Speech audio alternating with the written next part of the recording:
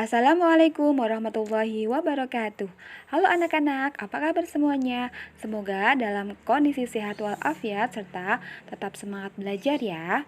Oke, hari ini kita akan belajar tema 2 subtema 1, yaitu bermain di lingkungan rumah.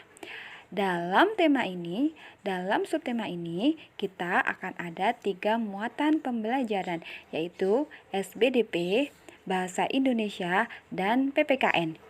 Oke, yang pertama adalah SBDP. Materi SBDP ini adalah tentang panjang pendek nada dan tekanan pada lagu.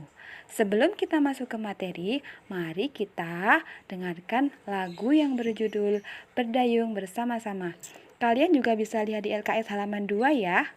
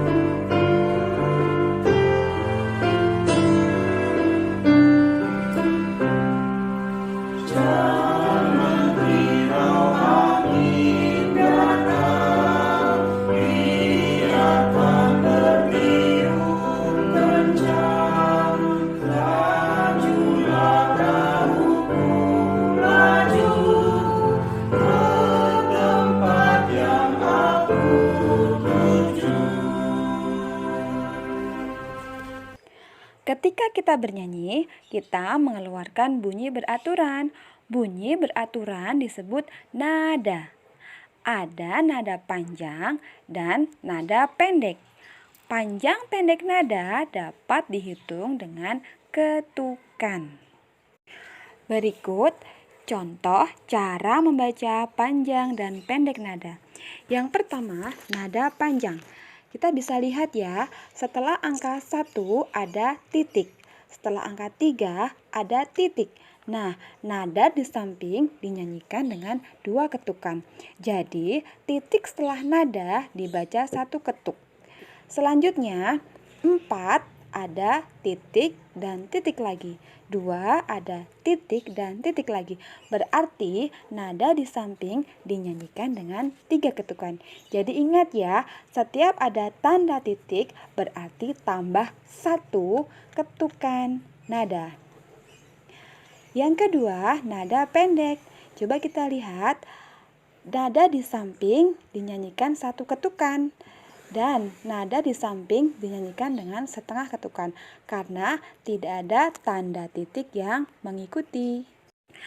Lagu terdiri dari tekanan kuat dan tekanan lemah sehingga dapat dinyanyikan dengan keras dan lembut. Keras lembutnya lagu dinyanyikan disebut dinamik. Nah, ada 3 tanda dinamik seperti di bawah ini. Yang pertama, tanda garis lurus artinya lagu dinyanyikan dengan keras. Yang kedua, tanda bergelombang artinya lagu dinyanyikan dengan lembut. Dan yang ketiga, garis putus-putus artinya lagu dinyanyikan dengan biasa saja. Nada pendek disimbolkan dengan tanda titik. Dan nada panjang disimbolkan dengan tanda strip. Lanjut ke muatan pelajaran yang kedua, yaitu Bahasa Indonesia. Pada subtema ini kita akan mempelajari tentang keragaman benda berdasarkan bentuk dan wujudnya.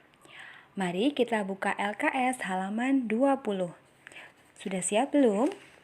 Sudah? Mari kita baca bersama-sama. Wujud benda dan sifatnya. Benda adalah sesuatu yang memiliki berat dan menempati ruang. Ada 3 jenis wujud benda, yaitu benda padat, benda cair, dan benda gas. Benda padat adalah benda yang bentuk dan volumenya tetap. Benda padat ada yang keras, lunak, lentur, dan kaku.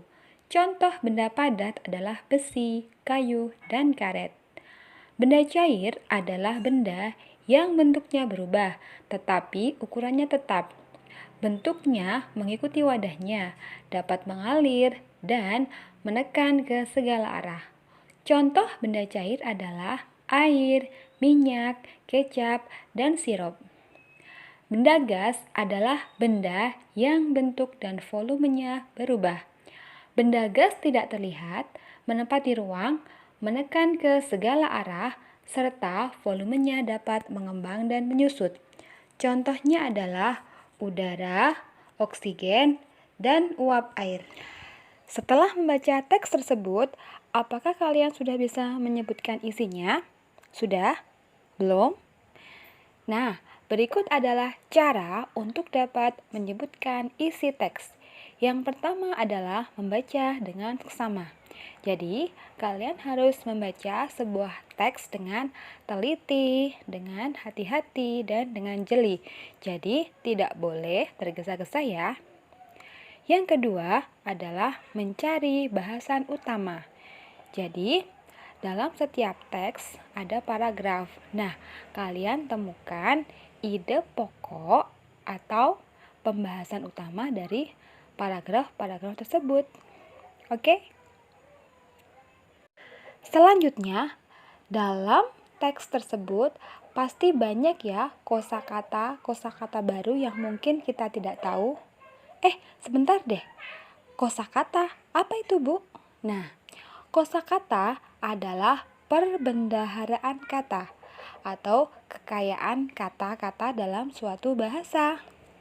Nah, makna atau arti dari kosakata dapat dicari di KBBI atau Kamus Besar Bahasa Indonesia.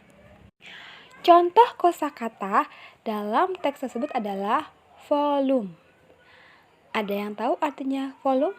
Nah, volume atau volume artinya adalah isi atau besarnya benda dalam ruang. Contoh kosakata kedua adalah lunak. Lunak artinya lembut atau empuk. Masuk ke muatan pelajaran yang terakhir yaitu PPKN. Dalam subtema ini kita akan membahas tentang aturan yang berlaku di lingkungan rumah. Yang pertama, aturan adalah segala sesuatu yang harus dipatuhi dan dilaksanakan. Aturan disebut juga tata tertib. Yang kedua, contoh aturan yang berlaku di rumah. Siapa yang tahu? Ya, betul. Contoh pertama adalah minta izin jika ingin bepergian. Siapa yang suka minta izin? Wah, hebat ya, semuanya anak solih dan solihah nih. Contoh yang kedua adalah membantu orang tua membersihkan rumah. Ayo, siapa yang rajin membantu orang tua? Oh, hebat ya semuanya ya. Oke, yang ketiga, tujuan aturan adalah untuk menjaga ketertiban.